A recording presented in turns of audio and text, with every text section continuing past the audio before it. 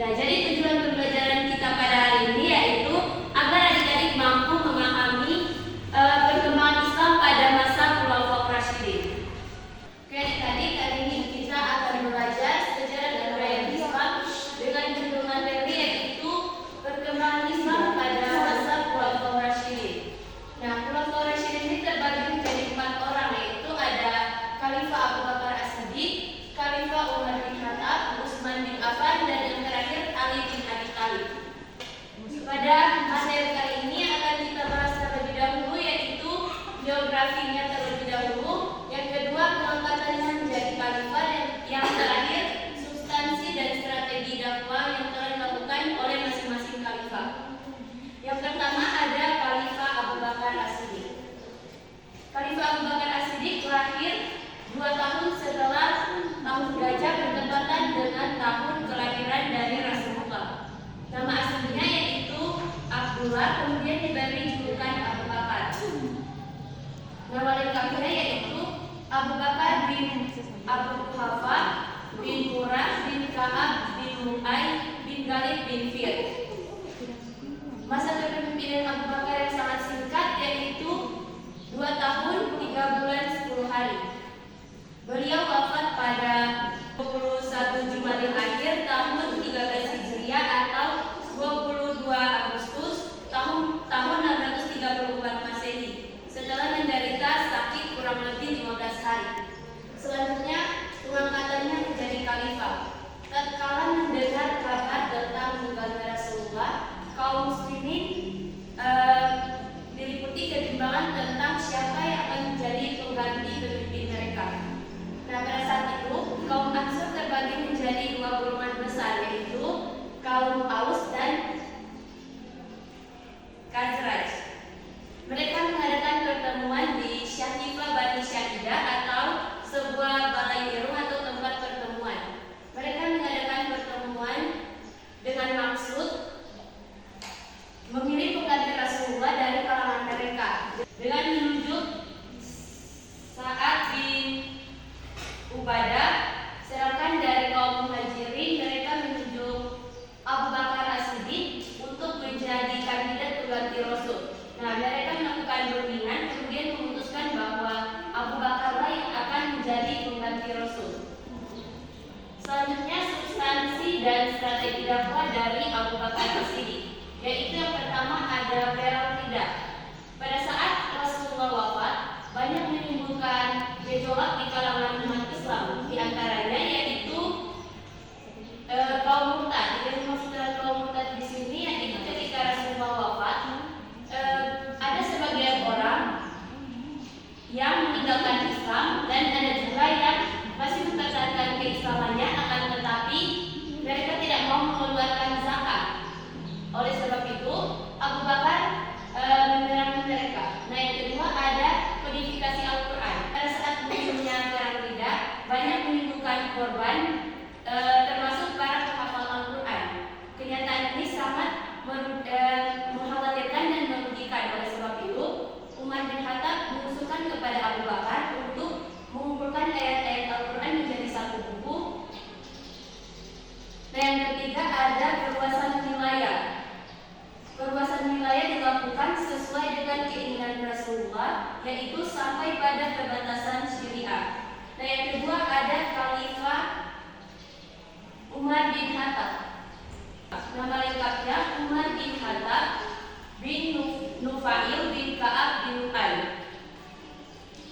Umar mulai memegang tampuk kekhalifahan pada hari Selasa 22 Jumadil Tsani pada tahun 13 Hijriah atau bertepatan dengan 13 Agustus tahun 634 Masehi. Masa kepemimpinan Umar bin Khattab yaitu 10 tahun 6 bulan 10 hari. Selanjutnya pengangkatan Umar bin Khattab. Ketika Abu Bakar menderita sakit dan merasa sakitnya semakin parah, ia mengumpulkan beberapa pemuka sahabat dan menunjuk Umar bin Khattab untuk menjadi khalifah selanjutnya. Selanjutnya substansi dan strategi dakwah dari Khalifah Umar bin Khattab.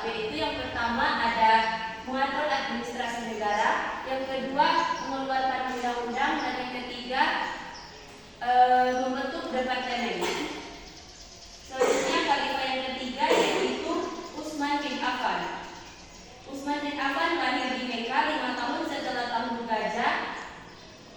Nama lengkapnya yaitu Utsman bin Affan bin Al-As bin Umayyah bin Abdi Syams bin Abdi Manaf bin Qushay bin Kilab. Utsman bin Affan termasuk as-sabiqul awwalun atas ajakan Abu Bakar. Utsman bin Affan menjadi khalifah pada bulan Muharram 24 Hijriah. Beliau wafat pada 18 Zulhijjah tahun 35 Hijriah atau 20 Mei 656 Masehi. Setelah menjadi khalifah kurang lebih selama 12 tahun. Selanjutnya pengangkatan Utsman bin Affan.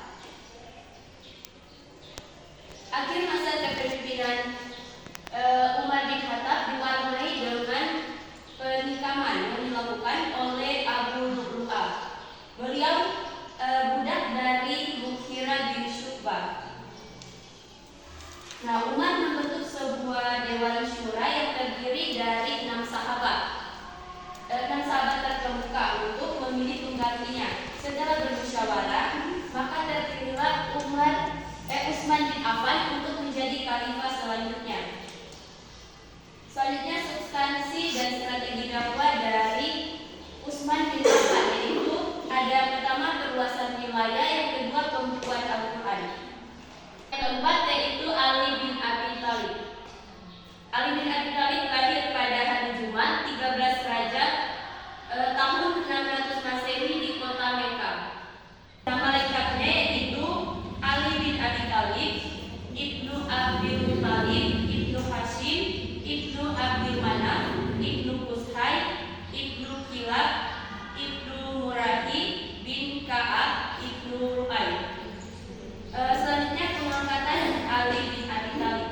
Ali bin Abi Thalib diangkat menjadi khalifah melalui pemilihan pertemuan terbuka sehingga Ali terpilih secara aklamasi.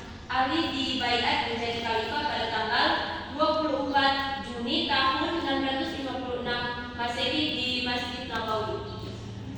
Selanjutnya substansi dan strategi dakwah dari Ali bin Abi Thalib yaitu yang pertama meredam beberapa pemberontakan yang terjadi, yang kedua memecat kepala-kepala daerah yang diangkat Utsman, dan yang ketiga mengambil kembali tanah yang dibagikan oleh Utsman kepada keluarganya dan mengembalikannya kepada negara. Apakah ada pertanyaan adik-adik? Ya.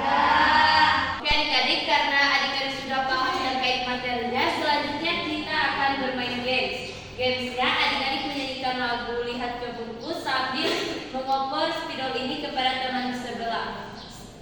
Siapa yang akan mendapatkan spidol ini setelah lagunya selesai akan menjawab